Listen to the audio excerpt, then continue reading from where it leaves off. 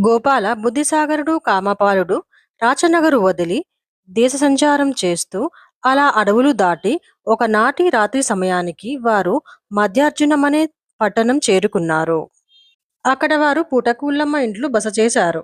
భోజనం ముగిసిన తరువాత వారు ఆ పూటకూళ్ళమ్మతో, పెద్దమ్మ మాకు కప్పుకోవడానికి ఏవైనా దుప్పట్లు ఇస్తే మేము ఆరు బయట పడుకుంటాము అన్నారు.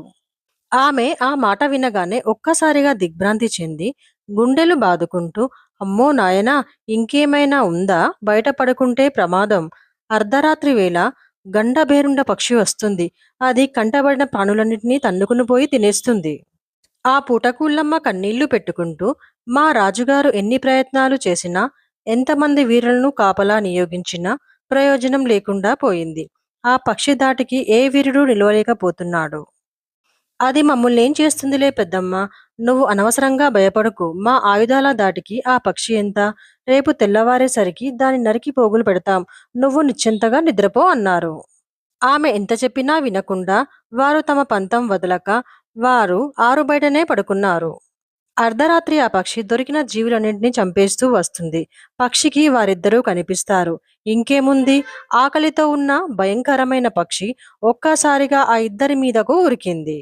బుద్ధిసాగరుడు తటాల్న తన కత్తిని మెరుపు వేగంతో విసిరి దాని రెక్కలు ఖండిస్తాడు. ఆ దెబ్బకు భారీ పక్షి ఎగరలేక విలవిలలాడుతూ ఉండగా వెంటనే అతను ఏమాత్రం ఆలస్యం చేయకుండా మరో వేటుతో దాని తలను నరికాడు.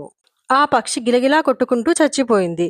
ఆ పక్షిని చంపిన వారికి తన కూతుర్ని ఇచ్చి పెళ్లి చేస్తాను అని రాజు ప్రకటించాడు. అది తెలియని వారిద్దరూ ఉదయాన్నే అక్కడి నుంచి వెళ్ళిపోతారు. ఆ దారిన పోతున్న చాకలి భుజాన గుడ్డలితో అక్కడికి చేరుకుంటాడు. చుట్టూ తిరిగి చూశాడు. కాని అక్కడ ఎవరూ కనిపించలేదు.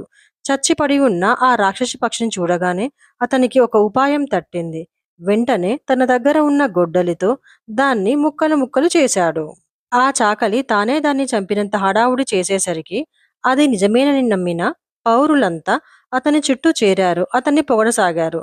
రాజైన సింహకేతువుకు ఆ వార్త చేరింది. అయితే తన రాజ్యాన్ని పీడిస్తున్న గండభేరుండ పక్షి చనిపోయినందున వార్త విని సంతోషించాడు.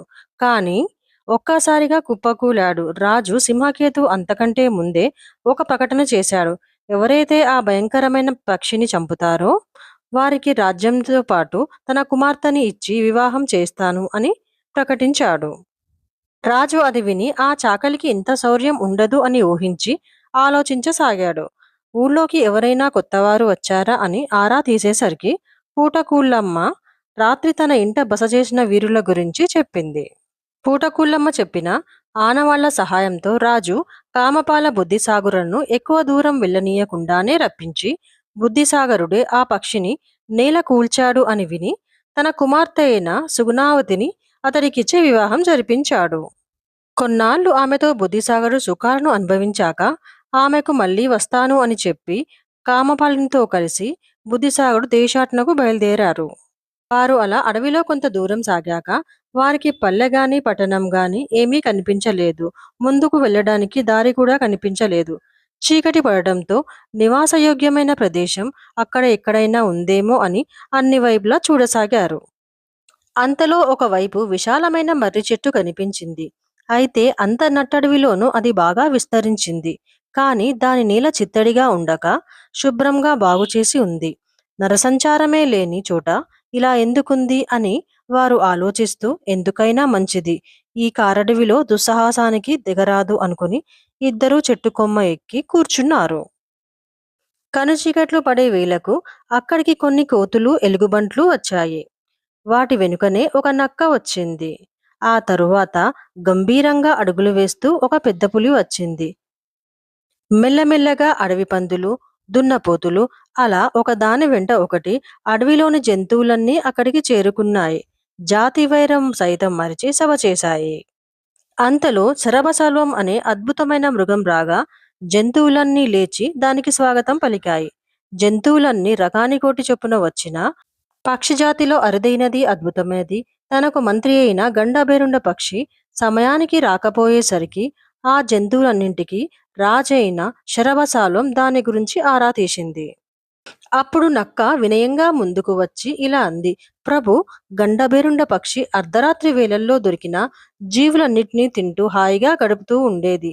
మధ్యార్జునపురంలో ఇద్దరు రాజపుత్రుల పాలన పడి అది మరణించింది అని చెప్పింది. అప్పుడు శర్వశాల్వం తన ముక్కును నేలకు రాస్తూ, మన గండభేరుండ పక్షిని చంపే మునగాళ్ళు ఈ లోకంలో ఉన్నారా అంటూ కాసేపు శోకించింది. అప్పుడు ఆ జంతువులన్నీ శరభశల్వం ప్రాణాలకు ఎక్కడ ముప్పు వస్తుందో అని భయపడి, ప్రభూ, మీరు బయటకు వెళ్ళకండి, ఇక్కడే ఈ అడవిలోనే మాతో పాటు ఉండిపోండి అని బ్రతిమిలాడాయి. తాను శ్రీరంగపురంలో జీవహింస చేసినప్పటికీ తన ఆయువు తన దగ్గర కాక చెట్టు తొర్రలోని ఒక ఎలుకలో ఉంచినట్లు దాన్ని చంపితే తప్ప నేను మరణించను అని తన మరణ రహస్యాన్ని బయటపెట్టింది. కాని ఆ చెట్టు నరికినా సరే ఆ ఎలుక మాత్రం ఎవరికీ దొరకదు. ఆ రాత్రి జంతువులన్నీ ఆ చెట్టు కిందనే ఉండి తెల్లవారగానే ఎవరి దారిన అవి అడవిలోకి వెళ్ళిపోయాయి. మృగభాష తెలిసిన రాజకుమారుడు కామపాలుడికి ఆ జంతువుల సంభాషణ విన్నాక మొత్తం విషయం అర్థమైంది. తెల్లవారాక ఆ ఇద్దరు చెట్టు దిగి తమ దగ్గర ఉన్న ఆహార పొట్లం విప్పారు. అందులోని ఒక చిన్న తీపి పదార్థాన్ని తీసి ఆ ఎలక నివసిస్తున్న చెట్టు తొర్ర ముందు పెట్టారు. ఆ తీపి వాసనకు ఆశగా బయటకు వచ్చింది ఎలుక. వారు మెరుపు వేగంతో పట్టుకుని తాడులతో గట్టిగా కట్టేసి సంచిలో భద్రపరిచారు. ఆ తరువాత వారు అక్కడి నుండి శ్రీరంగపురం వైపు ప్రయాణం అయ్యారు. కొంతకాలానికి శ్రీరంగం చేరుకుని అక్కడ ఒక బ్రాహ్మణుని ఇంట్లో బస చేశారు.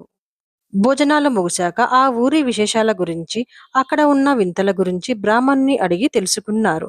అప్పుడు ఆ బ్రాహ్మణుడు దిగులుగా ఇలా చెప్పాడు: నాయనలారా, ఈ ఊరిని శరభసాల్వం అనే ఒక భయంకరమైన మృగం పీడిస్తోంది. అది ప్రతిరోజు రాత్రివేళ నగరంలోకి వచ్చి కంటపడిన వారందరినీ చంపి తినేస్తోంది. దాని ధాటికి ప్రజలు గడగడలాడిపోతున్నారు. ఆ బాధ భరించలేని మా మహారాజు గారు ఒక ప్రకటన చేశారు. ఎవరైతే ఆ శరభసాల్వాన్ని సంహరిస్తారో వారికి తన కుమార్తె అయిన పద్మావతిని ఇచ్చి వివాహం చేస్తాను అని చాటింపు వేశారు. అప్పుడు కామపాలుడు ధైర్యంగా ముందుకు వచ్చి ఆ మృగాన్ని మేము సంహరిస్తాము అని బ్రాహ్మణుడితో చెప్పాడు. కాని ఆ బ్రాహ్మణుడు వారిని చూసి జాలిపడుతూ ఇలా అన్నాడు: నాయనలారా, మీరేమో 16 ఏళ్ల పడుచువాళ్ళు. ఆ మృగం అత్యంత భయంకరమైనది. సాహసం చేసి మీ తల్లిదండ్రులకు కడుపు కోత మిగిల్చకండి. ఆ మృగం జోలికి వెళ్ళడం అంటే చావును కొని తెచ్చుకోవడమే. దానికి కామపాలుడు చిరునవ్వుతో ఇలా సమాధానం చెప్పాడు: మాకు రాజకుమారి మీద గాని, ఆస్తిపాస్తుల మీద గాని ఎలాంటి ఆశ లేదు. కానీ కష్టాల్లో ఉన్న ప్రజలను కాపాడటం క్షత్రియ కుమారులుగా మా ధర్మం, మా బాధ్యత అన్నాడు. వారి పట్టుదలను చూసి ఆ బ్రాహ్మణుడు మారు మాట్లాడలేకపోయాడు.